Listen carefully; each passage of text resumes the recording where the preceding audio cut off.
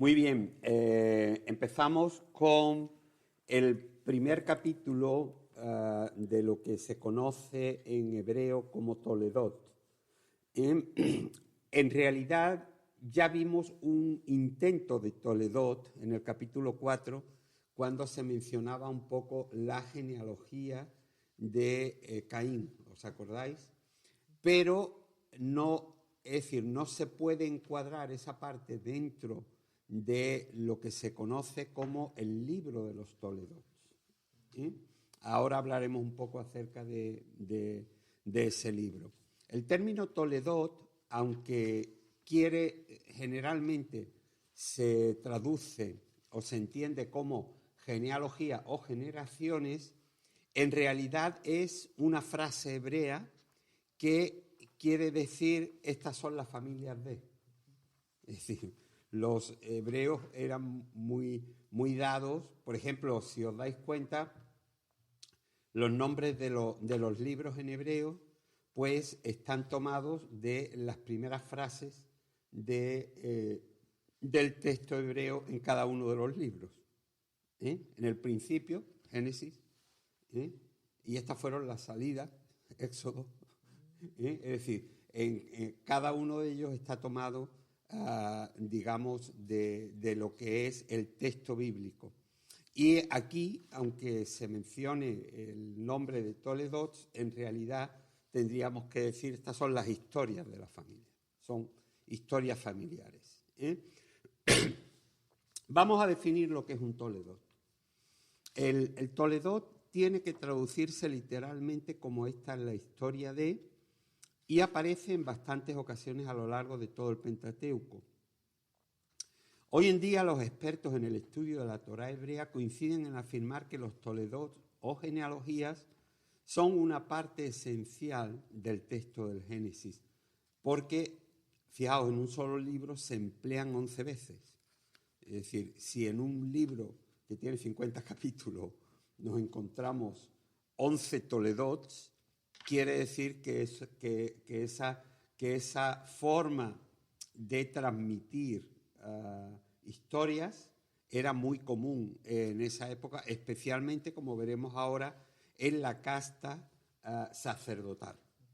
¿Por qué? Porque el tema de los Toledot es un tema de origen sacerdotal. Recordáis que hablamos al principio que el texto de la Torá había sido compuesto básicamente por 3 documentos, que era el documento yavista, el documento eloísta y el documento sacerdotal. Y luego teníamos una serie de fragmentos que se habían conservado en distintos santuarios de la época que se incluyeron también, pero que en realidad las tres principales fuentes y bases son esas 3. Bueno, lo que estamos viendo ahora y todos los Toledot que nos vamos a encontrar pertenecen a la casta sacerdotal. Son los sacerdotes los que estaban preocupados de saber cuáles eran los orígenes de la gente. Y la razón era muy esencial. Si recordamos, hemos dicho que el pueblo, después de volver del cautiverio, se encuentra que no tiene identidad religiosa. Es decir, durante prácticamente 200 años no han podido celebrar el culto, no han recibido educación judía, por decirlo de alguna manera, no podían tener cultos que no fueran los de los dioses babilonios, asirios o persas. Entonces, ¿qué es lo que sucede? Al pueblo que vuelve hay que darle una nueva identidad, pero partiendo desde el principio. ¿Y eso quién lo podía hacer? Los sacerdotes, que eran las autoridades de la época. Pero para que los sacerdotes pudieran enseñar, había que saber quién era sacerdote.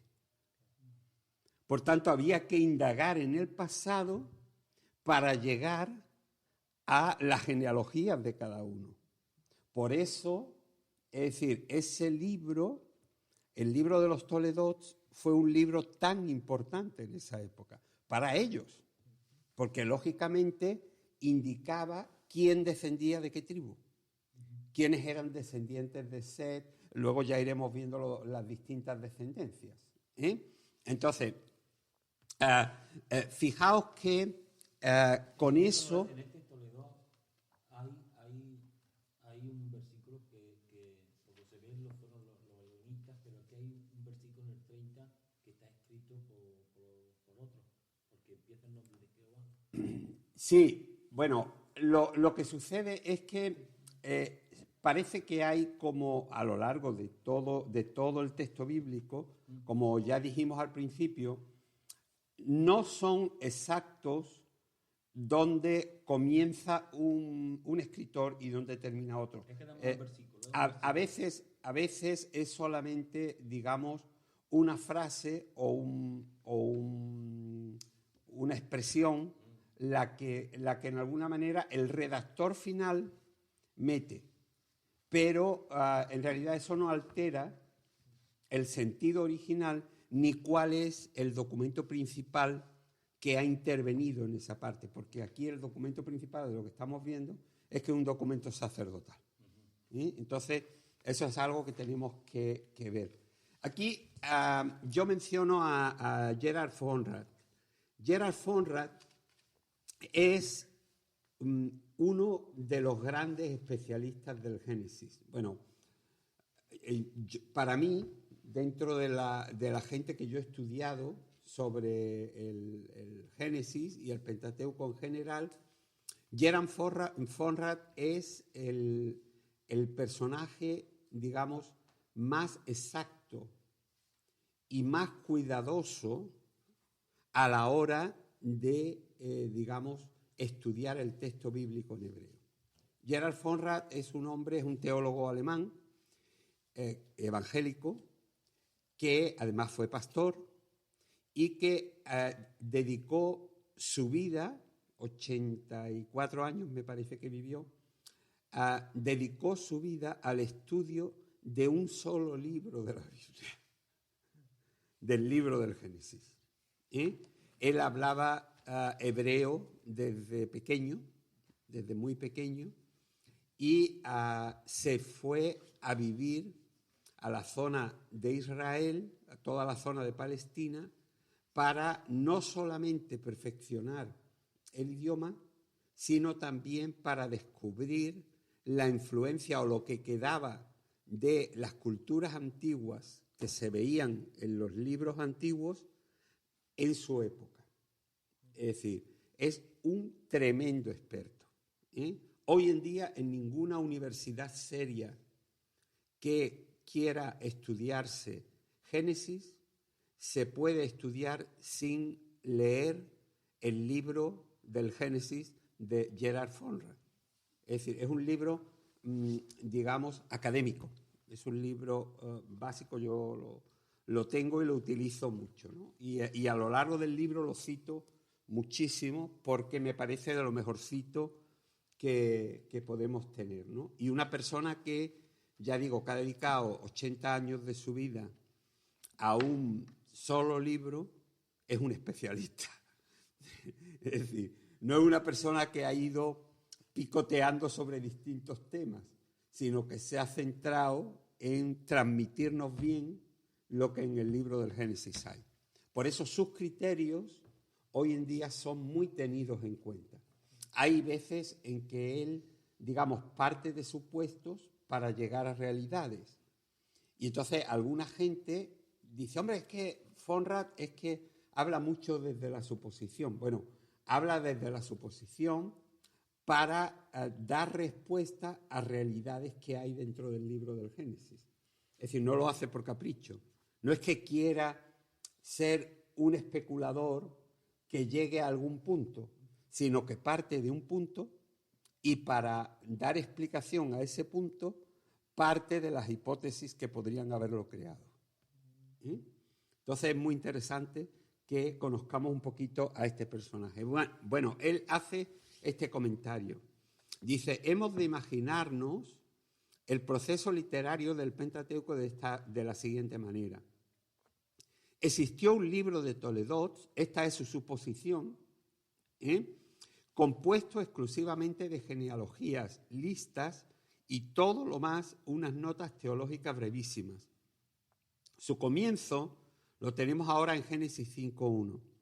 Tal libro constituye la base más antigua del documento sacerdotal, que fue creciendo poco a poco siguiendo una elaboración sistemática de las tradiciones sacrales más diversas. Es decir, el documento sacerdotal, como su nombre indica, era un documento escrito por sacerdotes para sacerdotes. Es decir, porque con ese documento se daban las bases para enseñar al pueblo. Entonces, tenemos que ser conscientes de eso. Ahora, el uso de los Toledot, digamos, no es solamente una realidad, sino que se ve claramente que aquellos que redactan, a mí me gusta hablar más de aquellos que redactan que de un solo redactor.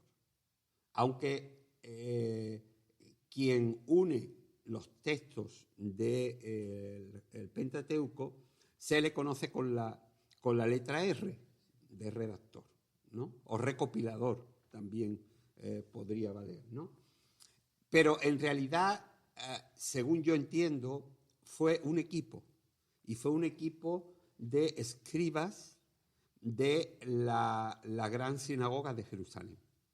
Era un equipo de estudiosos que se encargó de ir colocando uno al lado del otro los textos que se tenían para darle coherencia. Porque claro, los textos venían de distintas partes, acordaros que unos venían del Reino del Norte, otros venían del Reino del Sur, y además fueron escritos en distintas épocas. Con lo cual, las ciudades importantes que se mencionan en uno o en otro lado dependían de esa época. Porque claro, en 4 siglos, una ciudad que había sido grandiosa estaba arrasada, ¿no? Entonces, lógicamente, estos libros lo que nos enseñan es todo el proceso que se fue viendo hasta que se volvió del cautiverio. El siglo IV, prácticamente, o finales del siglo V, principios del siglo IV, antes de Cristo. Bien, la gran mayoría de estudiosos del libro del Pentateuco, o sea, del texto del Pentateuco, comparten, digamos, el criterio de los Toledot como si los llamaran costuras o suturas. Y el ejemplo que ponen, Fonrad lo pone, y lo ponen también otros, North y toda una serie de gente de... Bueno, al final del libro, si en algún momento os tomáis un poquillo el tiempo, veréis que la bibliografía sobre el material que se ha empleado es amplísima. Es decir, y ahí están los principales libros de estudio teológico serio que se pueden encontrar hoy. También están aquellos otros libros que son libros muy conservadores que se estudian en universidades latinoamericanas o americanas.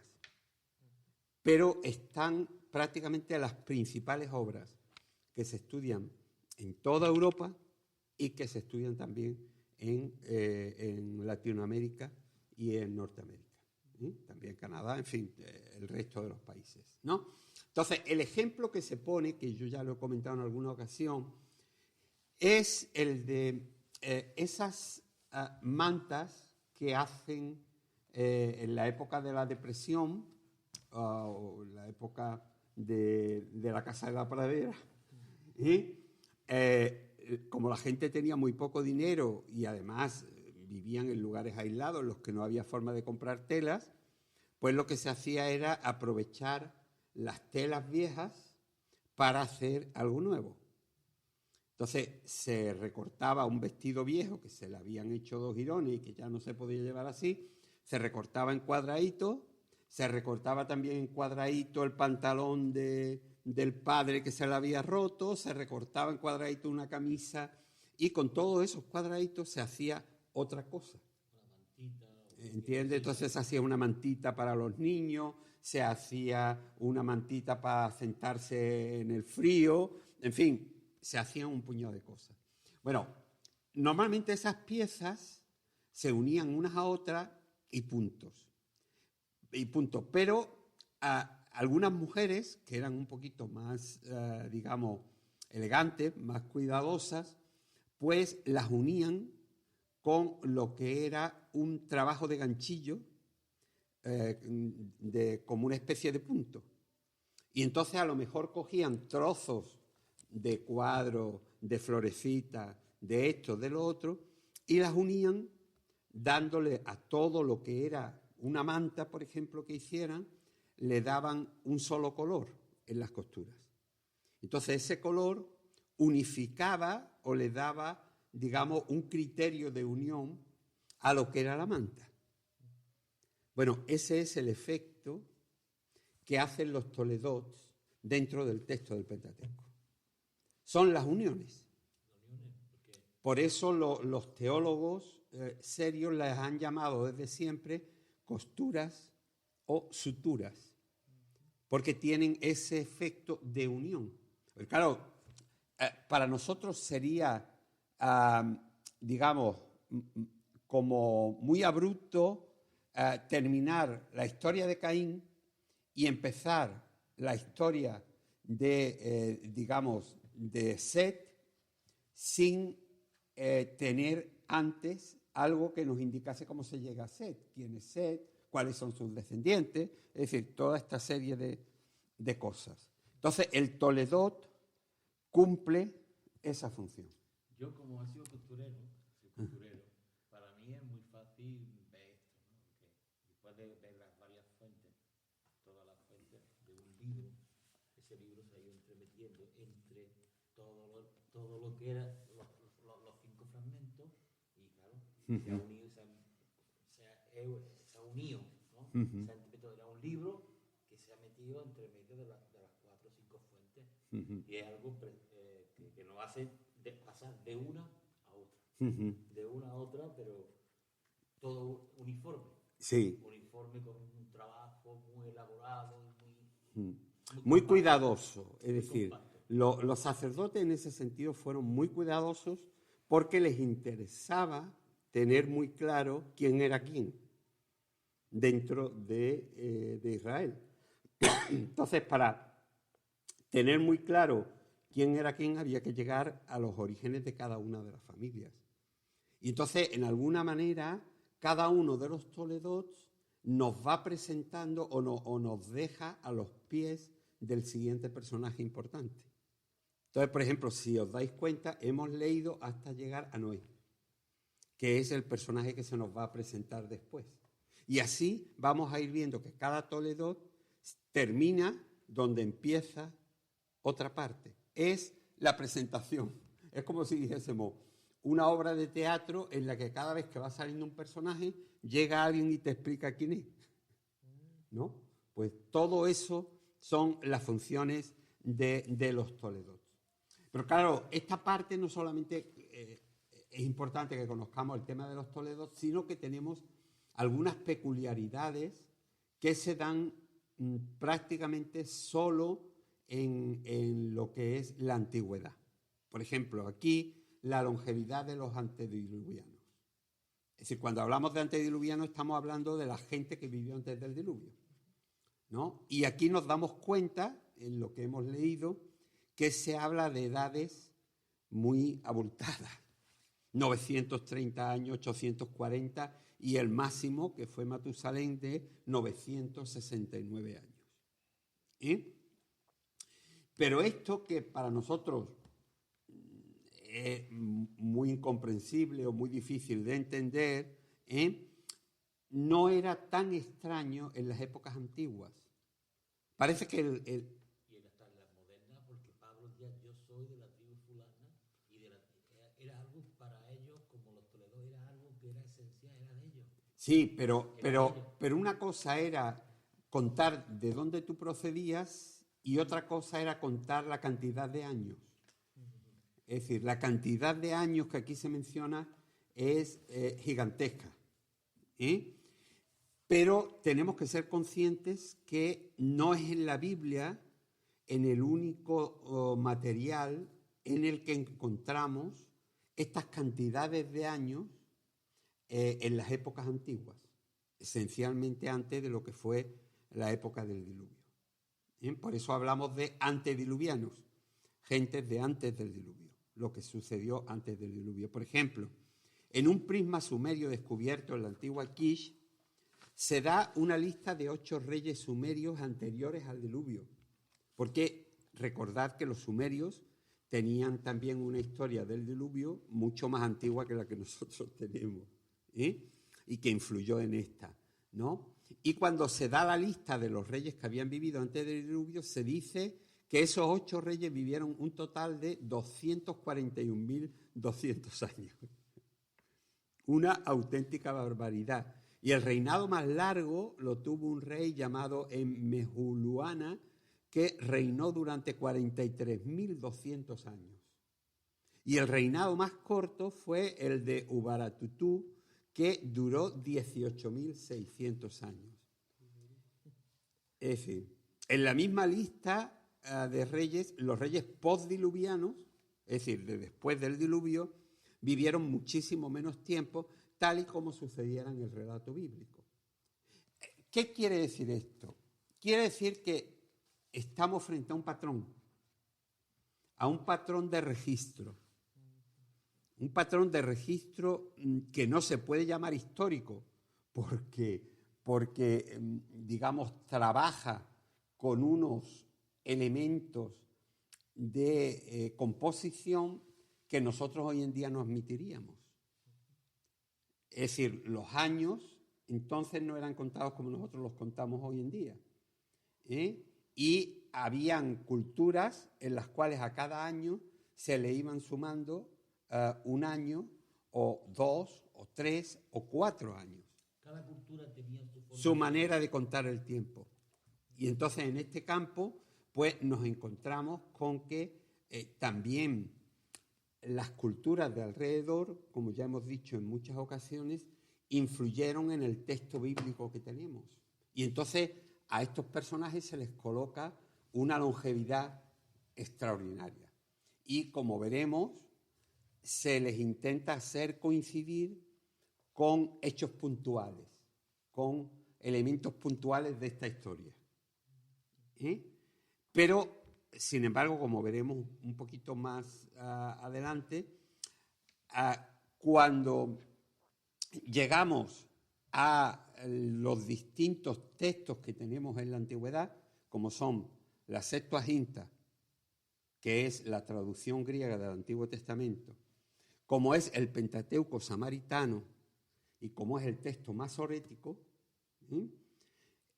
cuando llegamos a esos 3 textos nos damos cuenta que entre los 3 textos no hay acuerdo, sino que cada texto, digamos, registra las fechas de nacimiento y las fechas de muerte de los distintos personajes en épocas diferentes. ¿Esto qué quiere decir? ¿Que se contradicen entre ellos? No, porque no había esa intención. Es decir, esto quiere decir que estamos hablando de historias que vienen de lugares diferentes, que tienen una historia propia y que cuando se ponen juntas, las 3, pues nos encontramos con que hay discrepancias. Eso nos hace ver que ese texto que nosotros tenemos no es un texto unívoco. Cuando digo unívoco digo mandado desde el cielo a la tierra, sino que es un texto compuesto. Es un texto que ha sido creado por una casta sacerdotal según a ellos les interesaba. Porque recordemos, la base de todos estos toledot es saber quién podía ministrar después de la vuelta al cautiverio. Es decir, esa era la única función. El contenido era otra cosa, Lo que ellos iban a transmitir y lo que había aquí era otra cosa. Pero los toledots, la única función que tenían era saber quién era quién dentro del pueblo de Israel. Sí, no, es que para que nadie se colase, porque era como digamos, como una profanación el que alguien que no perteneciera a la descendencia, por ejemplo, de Set, pudiera estar dentro de lo que era. Por eso, si os dais cuenta, en el libro de los Toledots no entra o no se contemplaba la genealogía de Caín. Porque Caín, digamos, era alguien apartado, era el errante, el que se va, el que se tiene que exiliar, es decir, el maldito, por decirlo de alguna manera. Entonces, Caín no cuenta dentro. Pero en el estudio anterior, ¿no? En el antepasado comentaba de los quenitas, ¿no? Que también había algún registro de... Claro, pero los quenitas eran una tribu existente en la época de David, que se sabía que descendían como descendientes de Caín. Pero lo que quiero decir es que, aunque esa tribu, que era una tribu guerrera, esa tribu no podía formar parte de lo que era el sacerdocio, porque no estaba dentro de la descendencia de Set. Entonces, pero lo que quiero decir es que el libro de los Toledots no empieza con la descendencia de Caín, sino que empieza con la descendencia, como hemos visto aquí, de Set, de Adán, vamos, prácticamente, ¿no?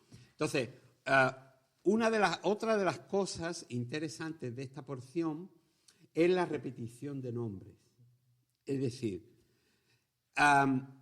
en los descendientes de Set se repiten prácticamente muchísimos de los nombres con pequeñas variaciones de la descendencia de Caín. Por ejemplo, si nos damos cuenta, al primer hijo de Caín y de Set se les llama en los dos lados Enoc y Enos. ¿Os dais cuenta la similitud? Es decir, estamos en la página 129. Es prácticamente el mismo nombre, pero en los dos documentos con los que contamos, pues se les ponen nombres distintos. También encontramos otros nombres con enormes parecidos. Por ejemplo, Irad y Jared, Meyuyael y Mahalael, Metusael y Matusalem, Lamec y Lamec. Es decir, nos damos cuenta que los nombres se repetían, ¿no? Entonces, lo que nosotros nos tenemos que plantear es, bueno, ¿qué significa para el estudiante de la Biblia hoy en día esta repetición de nombres? Pues para mí y para los grandes teólogos que estudian el Pentateuco, es la principal prueba de que estamos hablando de distintas historias contadas en distintos lugares en los que el nombre final de las personas ha evolucionado algo. Es decir, Enoc se le conoce como Enos en las regiones del Reino del Norte. ¿Entendemos? En cambio, en el Reino del Sur se mantiene el nombre de Enoc. Entonces, así va sucediendo con los distintos personajes. Pero en realidad, como hemos dicho, toda esta parte, que es una parte real, contada por la Biblia como una parte real y son historias verídicas, no se pueden encuadrar en la historia. No tenemos una época definida en la que podamos decir, pues esto pasaba en el año 4300 antes de Cristo. No lo tenemos. Cuando podemos empezar a contar personajes históricos es a partir de Abraham. Hasta ahí todo lo que tenemos es historia general.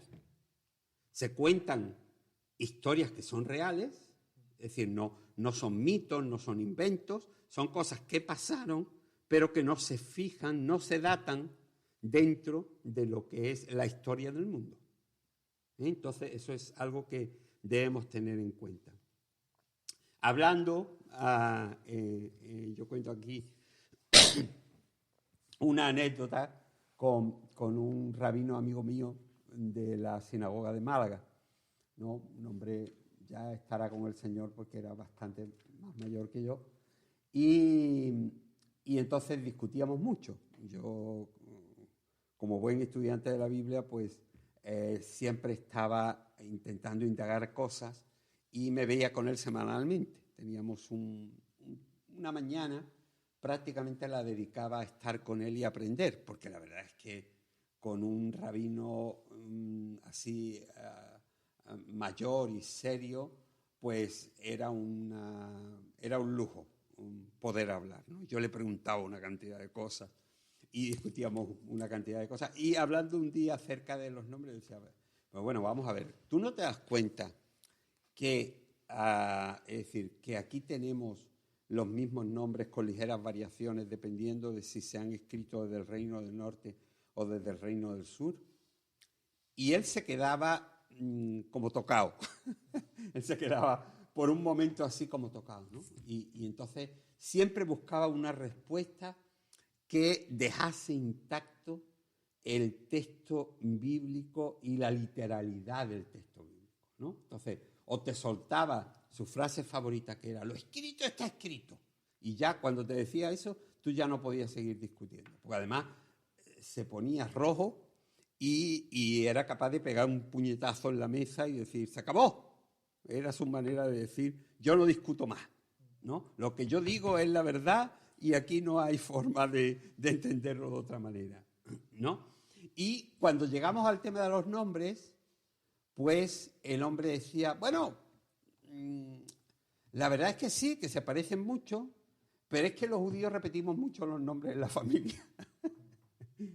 Su explicación, hombre, podía ser también que la gente copiase los nombres y le dijese, pues te vamos a poner como tu primo fulanito, pero en realidad el texto bíblico tiene otras razones. Es decir, esas son explicaciones muy simplistas, como yo siempre digo, ¿no? Y entonces nosotros tenemos que ir un poquito más a lo profundo. Si queremos ser superficiales, nos quedamos en eso. Si queremos ir un poquito más profundo, indaguemos un poquito más. ¿No? ¿Iba a decir algo? No, empezando en la... ¿Cómo se va repitiendo los nombres? En la familia, sí. Yo le puse Andrés a mi niño y empezaron a todas las primas de Caro. A ponerle Andrés. Otro no sé qué, le cambiaban una sí. no sé qué, pero... Andrés José, Andrés Manuel, Andrés esto, pero... Pues vamos a ver, pero ponle otro. Claro, sí. Sí, pero al final te encuentras con 14 nombres iguales en la familia. Otra realidad, ¿no? Bien, aquí nos encontramos con un personaje muy llamativo y es el personaje de Matusalén. No podemos entrar del todo, pero comentaremos algunas cosas. De Matusalén se dice que fue el hombre que más vivió, que vivió 969 años.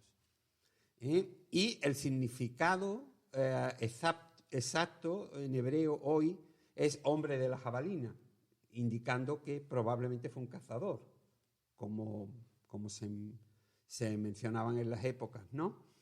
Pero según algunos expertos exegetas, significan que había un significado, digamos, adosado al nombre.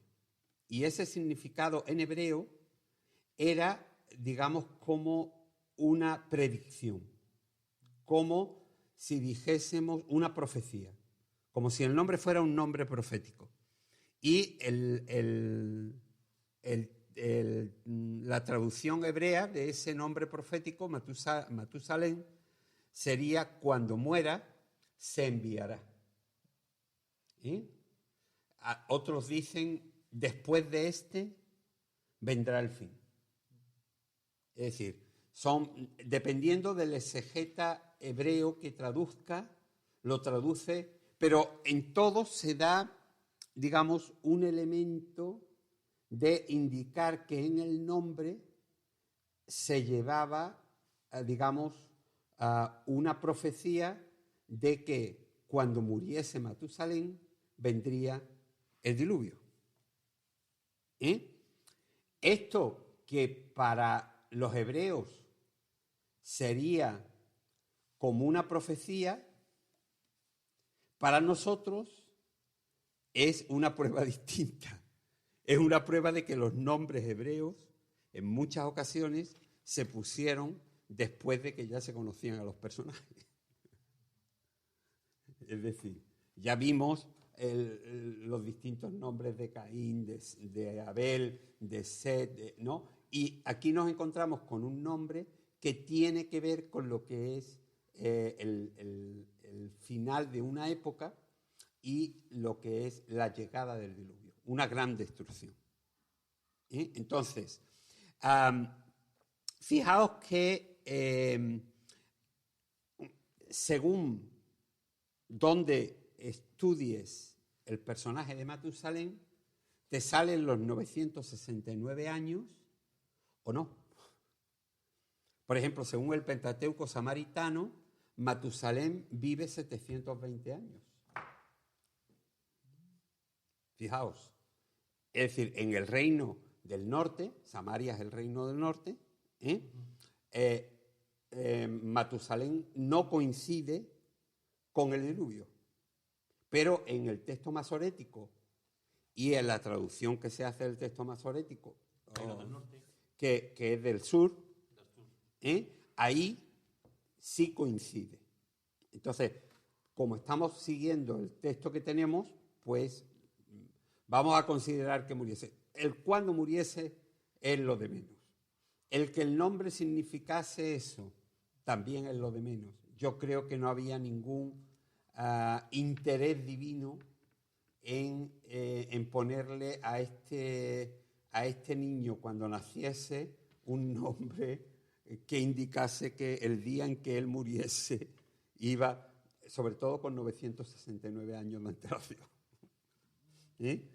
Como siempre digo, busquemos a las preguntas que nos surgen, a las cuestiones con las que nos planteemos, busquemos respuestas lógicas, no respuestas facilonas a preguntas tontas.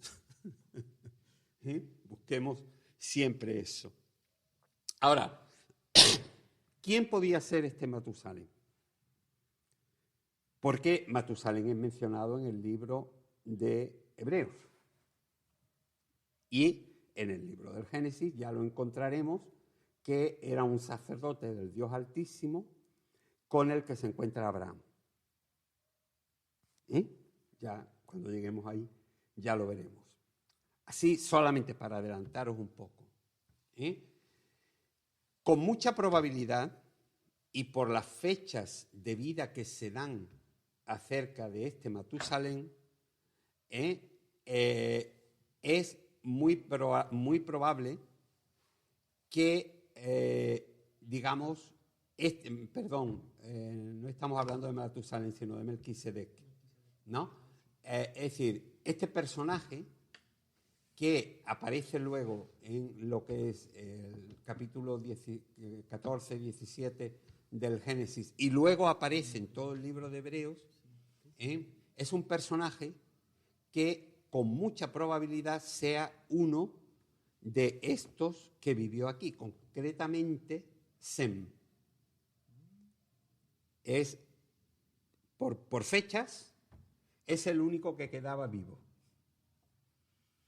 Y de Melquisedec se dice una frase muy llamativa y dice que no se le conocía ni padre, ni madre, ni genealogía.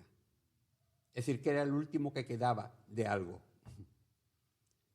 Es decir, sus padres habían muerto y toda su genealogía había muerto. Bueno, pues el único con el que cuadran esos datos bíblicamente es con Sem. Es decir, que es muy probable que Abraham se encontrase todavía con Sem.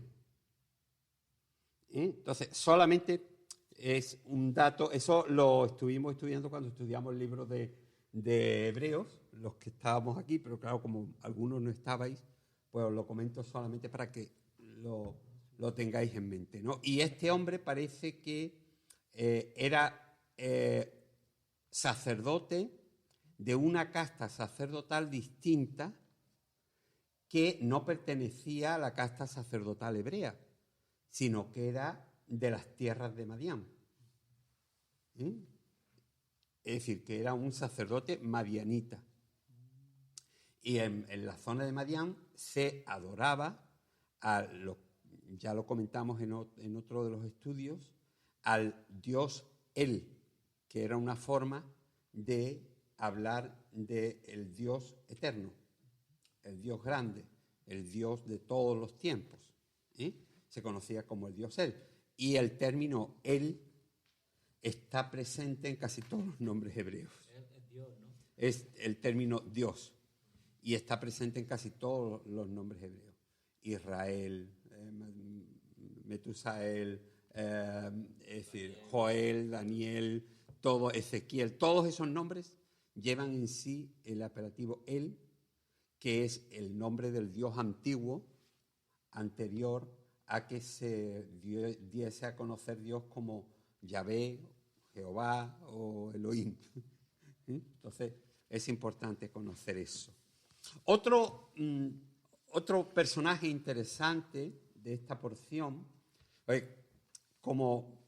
decir, podemos caer en el error de quedarnos solamente en lo accesorio, como he dicho en algunas ocasiones. Y en este caso lo accesorio es el listado de nombres. Tenemos un listado de nombres muy grande. Nos podemos quedar ahí. Pero aquí tenemos varios personajes interesantes. Y el otro personaje que aquí destaca es Enoc. De Enoc se dice que cuando tenía 365 años y había caminado con Dios, desapareció porque lo arrebató Elohim. El nombre Enoc significa en hebreo dedicado, es decir, probablemente a Dios. Lo que podría indicar que era un tipo de sacerdote o alguien que era muy devoto del Dios de Israel, ¿no? Esto indica, esto indica nuevamente que es muy probable que el nombre Enoc fuese puesto después de que Enoc vivió. Porque los nombres en hebreo, especialmente en la escritura, cobran mucho más sentido con lo que son los hechos que están relacionados a los personajes. Y en este caso es su arrebatamiento. Ahora, en el libro de Hebreos, en el capítulo 11, se dice que su arrebatamiento se produjo debido a su fe. Pero fijaos que el verbo hebreo que se emplea para hablar de que Dios se lo llevó, en hebreo se dice, y Dios lo quitó de en medio, la K, es el mismo que se emplea en Segunda de Reyes al hablar del arrebatamiento de Elías. Cuando se habla acerca del arrebatamiento de Elías se dice, y vino un torbellino y lo levantó, se lo llevó, lo quitó de en medio. ¿No? Esto indica que algunos piensan que fue algo parecido y lo que tenemos que saber es que por lo que podemos descubrir en la Biblia y en la historia antigua, Enoc fue un predicador que iba anunciando que iba a venir una gran destrucción. Pero la gente no lo creía y lo perseguían, querían matarlo. O sea, fijaos que en una porción se dice Enoc pregonero, como predicador. Y, Este personaje parece que fue alguien que iba anunciando que vendría un gran cataclismo, pero que la gente no lo creía. Y entonces intentaban matarlo. Parece que hubo un momento, según cuentan algunas crónicas hebreas antiguas, Flavio Josefo y toda una serie de gente lo cuentan, que hubo un momento en que Enoc estaba rodeado de gente que venían a quemarlo. Y cuando estaba en medio de ese momento en el que ya le iban a prender fuego, dice que vino como un torbellino, que es el mismo término que se emplea cuando se habla acerca de Elías. Vino como un torbellino. Torbellino era como un movimiento de viento fuerte que se lo llevó y dejó a toda la gente con el fuego allí y que no pudieron matarlo, ¿no? Entonces, digamos, Enoc es un personaje muy enigmático, es un personaje muy extraño, es un personaje que ocupa en la Biblia 3 o 4 versículos y del que no se conoce mucho, ¿no? Sin embargo, fijaos, Enoc llegó a ser un personaje tan importante dentro de la cultura judía que se corrió la idea de que había un libro escrito por él, como si en aquella época se escribiera, que en aquella época todavía la escritura no estaba inventada, ¿no? Y en el siglo I antes de Cristo empezó a circular una obra apócrifa que llevaba como título el libro de Enoc y que llegó a ser tan popular que hasta Judas, el escritor de la última epístola del Nuevo Testamento, cayó en la trampa de considerarlo como un libro auténtico. Porque lo cita diciendo, acerca de los mismos, también profetizó Enoc, séptimo desde Adán, diciendo, he aquí el Señor vino entre sus santos millares para hacer juicio contra todos y declarar con vista a toda persona respecto a todas sus obras de impiedad que ellos han hecho impíamente y respecto a todas las duras palabras que los pecadores impíos han hablado contra él. Es decir, así se escribe la historia.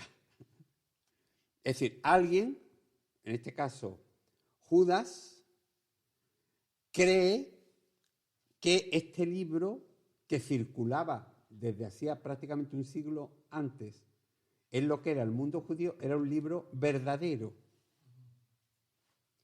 Y lo cita en el Nuevo Testamento cuando ese libro es un libro apócrifo.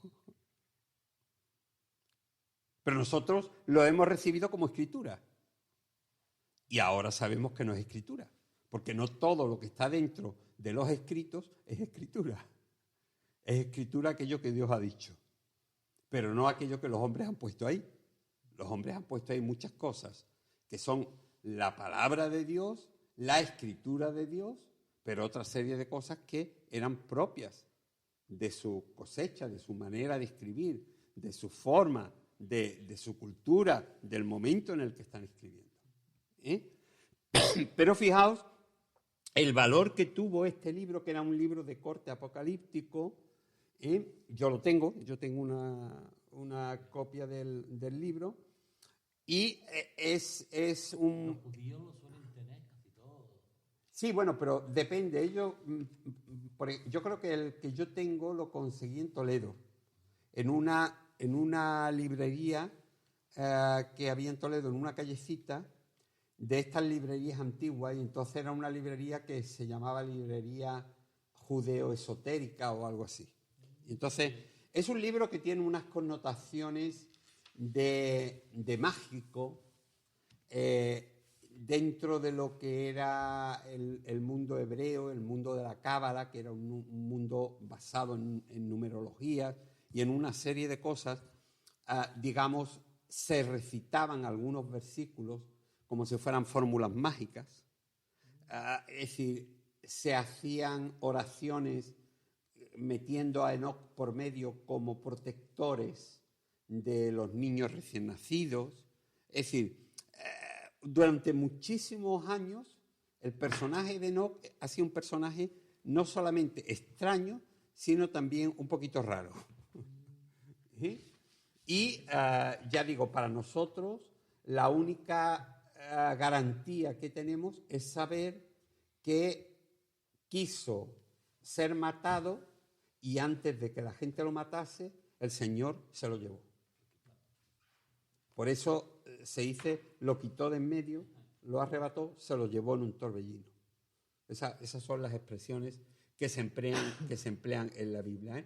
El libro de Enoc es un libro que parte o está basado de lo que es el capítulo 6 del libro de Génesis, que ya lo veremos, y que habla acerca de esa generación de gigantes que hubo sobre la tierra.